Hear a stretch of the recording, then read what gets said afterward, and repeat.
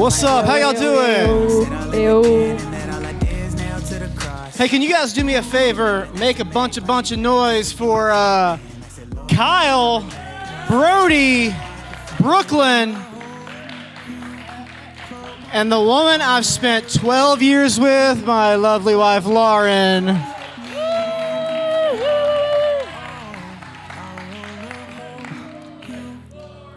I like that group. That group's my favorite. All right. How's everybody doing? Y'all doing good? Okay. Hey, I tell you what. On the count of three, you guys have been cooped up in the snow all week last week. So on the count of three, if you made a snow angel last week, okay? If you made a snow angel, I want you to stand up. 1, 2, 3. Okay. Oh, okay. I did not.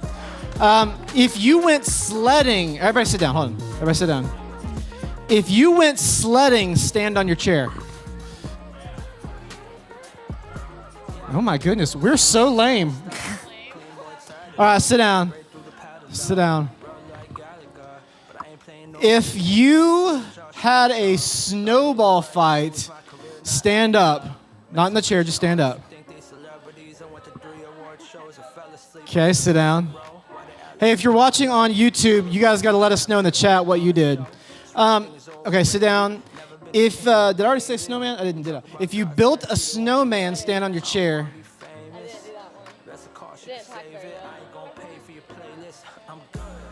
Okay, sit down. This is the best way to poll. Oh, yeah. If you built some other kind of snow creation, like an igloo or something like that, stand up and do a little dance. Do a little dance if that was you. You built something other than a snow. Oh my gosh. I wish we could get a camera on him. My goodness, that's impressive. Okay, y'all can sit down. That's amazing. Well, great job, y'all. I want to see pictures, so if you took a picture of it, throw it up on Instagram, tag Real Life Searcy in it, because we want to see that. Because guess what? We're going to give you guys one more chance to win some of the icy merch that we had available. It's no longer on the store, so you can't get it there anymore. But if you tag us in a picture of your snow something, angel, snowman, whatever, we're going to give one of you guys some free icy merch. If you didn't get to see it, it's just awesome. We're just going to send it to you anyway, okay? All right, well, hey, listen, we've got, we're going to do something tonight. I'm going to ask these guys to introduce themselves one by one in just a second, but we're going to start out the night by taking a few minutes to answer some questions that you guys asked us about dating, singleness, and relationships. And so I'm going to have these guys go one by one and introduce themselves, and we're going to start over here with, we're going to start with Brooklyn. Brooklyn, kind of just tell everybody about yourself. Brooklyn, tell us your name, Brooklyn. Tell us who you are. Just give us like a 15-second summary of who you are. Okay, my name is Brooklyn Moore. I go to Harding University. I'm a senior there. I'm not graduating until December, and this is not a nicotine patch. It is for my diabetes. So I know some of y'all were wondering that. Thank you, Aubrey. Give it up for Brooklyn. Thank you. All right. We're going to alternate back and forth. So next up, guys, come on. The OG, the legend, Brody Walker. Tell us a little bit about yourself. Hey, I'm Brody Walker. I'm a dad. I'm a husband. I like to play instruments. I sing. I work at a bank. I like four-wheeling. And I like going outdoors and just being outdoors. Baller. And I also love the Lord. Loves the Lord. That's it. I hope Jesus. so. Okay. Hope so. Come on. Now listen, y'all better make lots of noise for this next person. Give it up for Mama Lauren right here. No, we don't care as much about you. Tell people. This is her favorite thing to do. Is it on? Hold on. Oh, it's coming on. It's coming on. Hold on. There it is. Hello. Okay, can you hear me now? Yes, it's my favorite thing to do. I love public speaking. My name is Lauren, and I've been married to Craig for almost 10 years. Yep. And I work at a bank also. Lots of bankers up here. Yep, we're smart. And I like to paint, and I like the beach. Yeah. Yeah? Give it up. Come on. I'll spare you guys the public displays of affection. All right, last but not least, he's back. I'm so glad this dude's back. Give it up for Kyle, right here.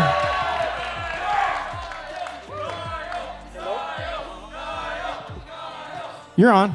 Hello? It says, there you go. Oh, I hear me now.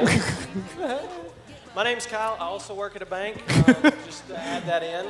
3 of 5. 3 to 5, yeah. Just graduated college, so I'm old and about to get a full-time job. That's exciting. Yeah. So, Y'all don't get how big of a deal that is yet. It's fine. I'm a huge Arkansas Razorback fan. We got a big game tonight. That's We're playing right. Alabama. So Yeah. we're big, yeah. That's right. But I'm here. Yeah. That tells you something. You got some leaders who are really anxious about the 8 o'clock hour. So whenever we're in small groups and you see some of us start to go, okay, just quick, hurry up with your story. It's because we're waiting on the Razorback game. All right, well, give it up one more time for these guys. Here's what we're going to do. We're going to do something a little bit different tonight. Aiden, go ahead and kill that music completely so there's not a lot of distraction. What I want to do is, it's maybe graphics 1 or 2, I don't know. But we are going to limit ourselves. We're about to put a timer on the screens, and we're going to have 15 minutes to answer some of the questions that you guys have, okay?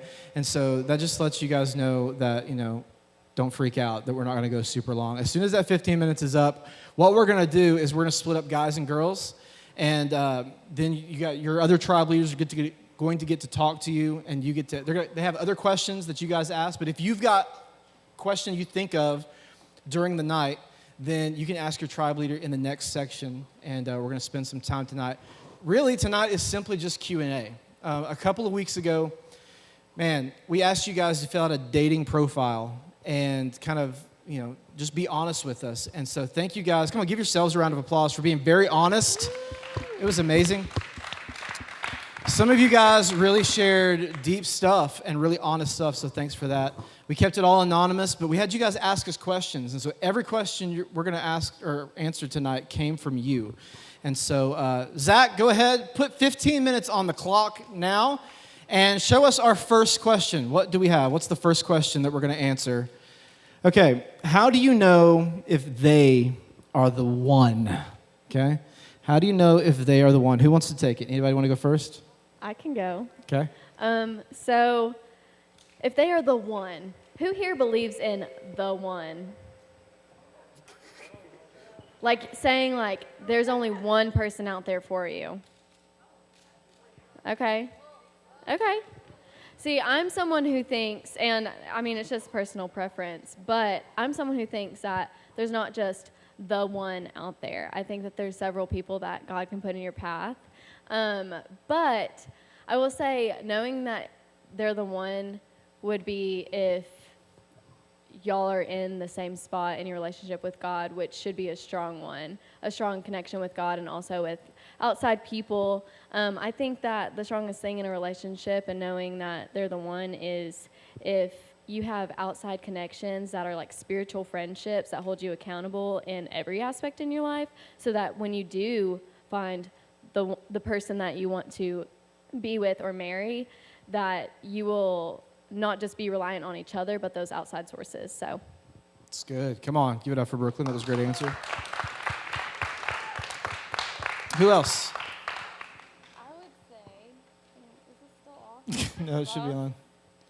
Hello. Okay, my mic doesn't work. That's fine. I would say when you're thinking about the one that you're very comfortable with them, it shouldn't be super hard.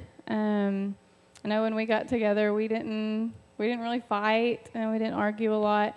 But I think when you do disagree, that you do it in the right way, because you're not always going to agree, but you do it respectfully. And I also, who likes chick flicks? Anybody?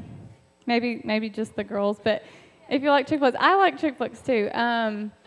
They're great, but I do think that sometimes it kind of sets us up for maybe not the truth in a relationship. It's true. It brings up these high expectations and standards of things that aren't maybe necessarily going to happen.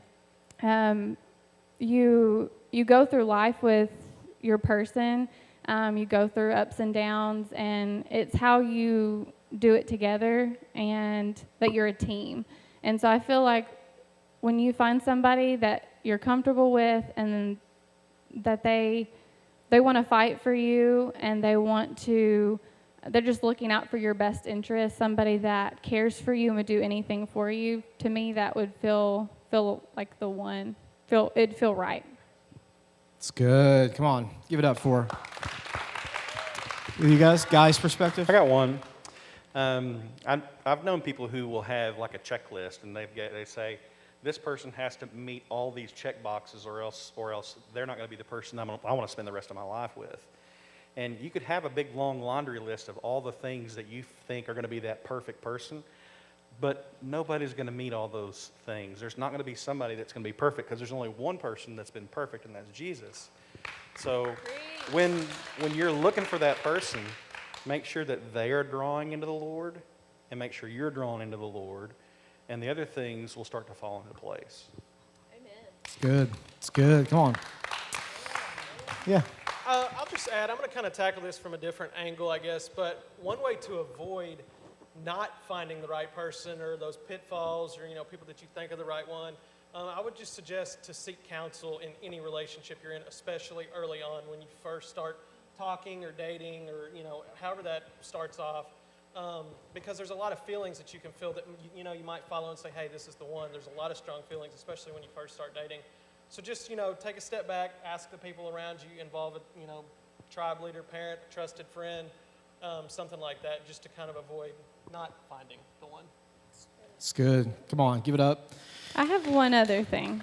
Go for it. So y'all probably look around at each other, like at school and whatever, and you compare yourselves, like you specifically, but then when you're dating, have y'all ever looked at other people and their relationships and you think, oh, they're a cute couple, or ooh, gross, like I don't want to be like that. But you can't compare yourself to other relationships, because if you think about it, if you look at all of you guys are very different. And so your relationship with the other person's going to look different too. And so that's another thing. Don't think your relationship has to look like someone else's. Man, that's good. Hey, listen, we want you guys to be involved. I was thinking about it while they were talking. So anytime you agree, man, you guys feel free to put your hands together, make some noise, give it up for these guys, because it helps us out too. I will say this, okay, just very quickly. A lot of y'all are a ways away from getting close to finding the one, okay? So when you're, 14, 15 years old, it statistically may not be the one. So don't say, well, this is the one. I just wanted to throw that in there, because some of y'all walk around like, I found him. I found the one. All right, next question, Zach. Throw it up there. What do we got? How can I put Christ first in my relationships and go through the steps the right way? So while they're thinking about an answer, let me just kind of recap what we've been talking about this month. The steps that I think this person's talking about is that pyramid that we built in week 1, where the foundation needs to start with a relationship with God, and then making sure we are the best person we can be. And then on top of that, including a social component, including your friends, family, things like that. Getting to know them on a personal level. And then on top of that, that's when the emotional side can get in, because you've built healthy boundaries, so now you can get an emotional connection.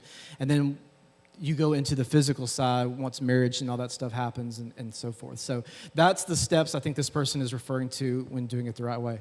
Who wants to go first? Anybody? Not all at once. Go ahead. Trade me this. All right. So I was going to let someone else go first for once, but it's fine. So the thing about emotional boundaries, I feel like that is the hardest part of a relationship. Anyone with me? Emotional boundaries, how do you do that? It's not some physical, it's not physical boundaries. So it's literally just in the air, like, it's just hard because it's like, what? Thank you. So it's like, how do you like put up those emotional boundaries? And I think that what we've said is just, like investing in someone early on. And like Kyle said, early on is important because like when you first do get in a relationship, you're in the honeymoon phase, right? Right. So your feelings are just like forefront. All you're thinking about is emotions, feelings. Oh, so cute. And so it's really hard to set up those emotional, physical boundaries at first when you're supposed to, because you're so much on a high with this, new person. So that's one thing. And then another approach is saying that I don't think that there's one right way or one certain amount of steps that you should follow. Like Craig's diagram is great, but in another essence, like, so I think I struggle a lot with trying to be the perfect person and then beating myself up when I like mess up or something. I'm like thinking futuristically, like, oh, if I like do this, like no one's gonna want to be with me, or like, anybody feel that? Anybody? Can I get a clap? Yeah, all right, great. I'm not the only one. I didn't want to be the only one. Anyway, so like thinking about that, I think that you don't have to be the perfect person because just like Brody said, like the only perfect person was Jesus. So as long as you're trying to better yourself and you're doing that with God and you're working with God and working in that relationship with God, it's the with part that we can't miss out on, so. I would just say, I would just say it's kind of cliche, but practice. So if you're not putting God first in your friendships, if you're not putting God first when you're at school, it's going to be really hard to put God first in your relationship. Like you're not going to do all these other things. It was so good, the sound broke. Hallelujah. But so I mean, you really got to implement that in every area of your life if you want it to be easy, or not necessarily easy, but doable in your relationship. You can't just expect your relationship to be perfect when you're not putting that good step forward, in other areas of your life and practicing doing that. It's not something that you just wake up one day and it happens. You got to work at it, and you might have a setback, but keep practicing, keep working, and you'll keep getting better. Keep moving forward. So good. It's good. And I think if you focus on just that one person, you can't do that. And you can't do what you're talking about either, Brooklyn, because you're so focused on the one person that the other relationships, that if that person is not the person that you wind up spending the rest of your life with, kind of says, hey, I don't want to spend the rest of my life with you, where is your base that you can still kind of lean into and lean on to pick you back up whenever you're falling? So you got to spread that out. Don't just be singularly focused. Ooh, good. It's really good. So I would say so they said that you both need to have a relationship with God first. That's important before you start your relationship with each other. But I would also say that you need to be on the same page, biblically speaking, and thinking about what your goals are. And so we talked a lot. We came from different church backgrounds. And so I had so many questions when we were dating. What do you believe? What do you think about this? And how are we going to raise our future kids? And so I know y'all don't want to think about kids right now, but it is. Better not. It is the future. It is, or most likely would be your future. And so it's very important that y'all talk about stuff like that, just so you're on the same page, because if you're not, it's going to cause problems later on. It's really good. Zach, because we got just over 3 minutes left, go to that fourth question. I want to go to the fourth question. So go ahead and throw that up on the screen. If you know you need to end a relationship, how do you break up with them? We got this question a lot. Several people asked this question, like, how do you really break up with somebody the right way? So anybody got advice? The easiest way is just to send them a text, right? Just send a text. You shouldn't, so don't just send a text, okay? Hold on, real quick. Sure. How many of y'all have broken up with somebody over text? Raise your hand. All right, we got one honest person. Yeah. Hey, there's forgiveness. There's forgiveness. Look, my hand's up too. So, okay, go ahead, Brody. That was my main comment, is don't just do it by sending a text message, because the outcome of that is hurtful for you in your ability to have other relationships, not just in a dating sense, but just in a normal relationship. I mean, you got to be able to talk with people. You got to be able to confront situations when they're positive, and you got to be able to confront situations when they're not so positive. And so the best way to do that is face to face. It's really good. So good. Who else? I'll go. I just think it's simple. Be honest with them. Sometimes it seems a little brutal in the moment, but if you sugarcoat it or dance around things, it's just going to hurt you and your partner in the long run. So be brutally honest and, really tell them, like, why are you breaking up with them? And then also, if you have dated anybody for any period of time, it's probably going to be difficult to see them upset or hurt. But delaying that is only going to make it worse. There is not a better time to do it if you're having that doubt than now. Hey, can I part B mine? Can I part B mine? So part B on this, what I was saying earlier, just kind of going through my mind as I was thinking about it. If it's a toxic relationship, or if there's things physically that are going on that just don't need to be happening, abusive or whatever, that doesn't mean you need to have a face-to-face conversation. You need to seek some counsel. Come talk to Craig. Come talk to your parents or whatever, and let them help you end that in a good way. So That's really good. Glad you said that. Ladies? Are you good? Okay. Brooklyn? I can come up with something. So I can come up with something. thank you. I've actually never broken up with anyone. But I think I said I can come up with something. So I second everything they say. Like doing it up front, like it is like really hard. Like being the person that's broken up with, I would say to do it early on and not draw it out. Because, who's been broken up with in here?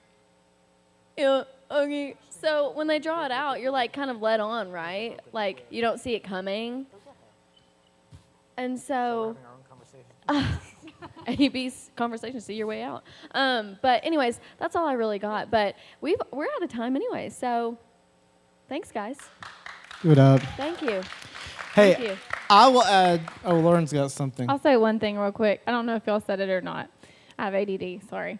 So I would say that however you do it, you just need to be thinking about the other person and being, like you said, you with somebody for a long time, you don't like to see them hurt, but do it in a caring way. Do it where you care about them still. Even though you don't want to be with them anymore, it's okay. You still do it in a caring way. That's good. Sorry, time's up now. We're out of time. Hit zero. But don't make excuses, because then you just kind of like hurt their feelings. No excuses. No excuses. Look at the segue. Hey, I know time's up. I got to add one last thing, because what they all were saying really reminded me of this. The whole purpose of dating is so you can figure out what you're wanting in a spouse. Dating should point you toward marriage. You don't date just to date, okay? If dating's the game, the object is to win the game, and that's marriage. So the point of that is this. The point of that is this. When you do break up with somebody, or they break up with you, if somebody breaks up with you, you need to say, well, what is it? Because every relationship should teach you something. Amen. And so if you break up with somebody, you need to say, listen, this is really honestly why we're doing this. Because what that does for them is go, I can work on that. I can do better at that. Or maybe it's something they're going to hold true to, then they know that's not the kind of person for me. So that's why, I don't remember who said it, but honesty is extremely important. You guys do me a favor. Give it up for these four one more time. Y'all can skedaddle.